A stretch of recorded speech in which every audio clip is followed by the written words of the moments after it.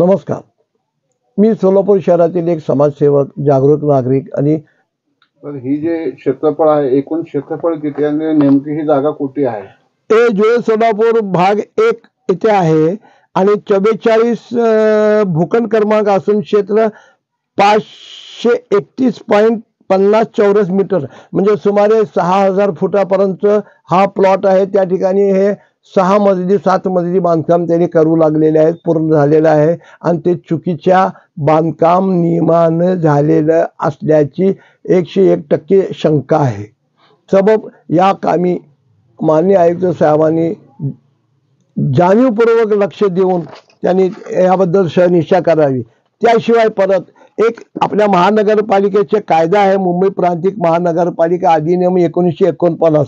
त्याचे जे कलम आहे साहेब की एक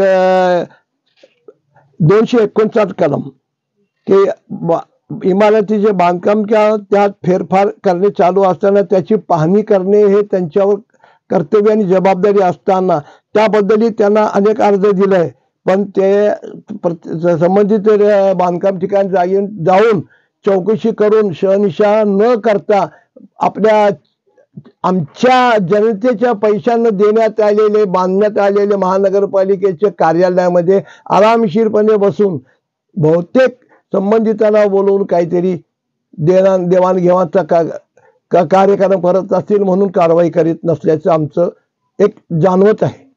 कारण आपण ज्या मॅडमचा उल्लेख करता सारिका कुलवार मॅडम, हे मागील 15 वर्ष एकाच विभागात म्हणजे भूमी मालमत्ता या विभागात 15 वर्ष कार्यरत होते. होय, तिथे देखील त्यांनी असंच त्या विभागाला खळखळीत करून तिथून बाहेर पडलेले आहेत. ऑफकोर्स. त्याबद्दल आपलं काय म्हणणं आहे साहेब? त्या भूमी भूमी मालमत्ता कार्यालयामध्ये असताना, त्या वरिष्ठ म्हणून असताना त्यांच्याकडे सोलापूर शहरातील 3 कब्रस्तान बद्दलचे मी प्रश्न मांडले होते की बेकायदेशीररित्या 3 कब्रस्तान ठिकाण जागी बांधकाम केलेले आहेत, अवैध दुकानं निर्माण केलेली आहेत, घरं निर्माण केलेली आहेत, कारवाई करा.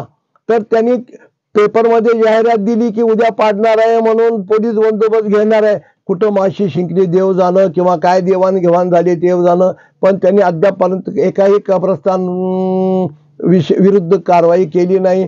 म्हणजे आम्ही काम करायचं आणि केवळ बकरे आणून सोडायचं, हे कापून खायचं असा प्रकार चालू आहे की काय, अशी शंका वाटते.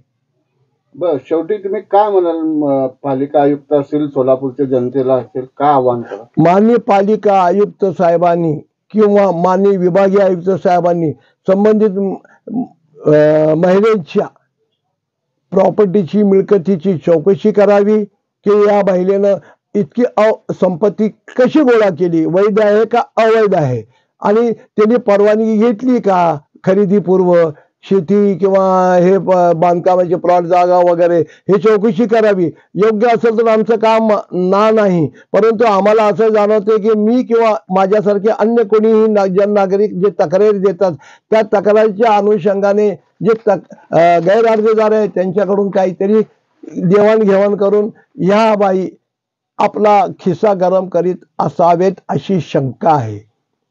कारण मी त्यांच्यावर डायरेक्ट आरोप करत नाही की त्यांनी घेतलंच म्हणून, मी पाहिलेलं नाही, पण शंका आहे. ज्या अर्थी आम्ही त्यांना सांगतो की हे बेकायदेशीर आहे पाडा, हे चुकीचं आहे, विना परवाना पाडा, तर ते न पाडतात गैरअर्जदार बोलावून ते काय तडजोड करतात ते आणि ते गैरअर्जदार जाणो. परंतु कोर्टाचा आदेश असताना सुद्धा त्या पाडत नाहीत. याचा अर्थ तुम्ही समजून घ्या.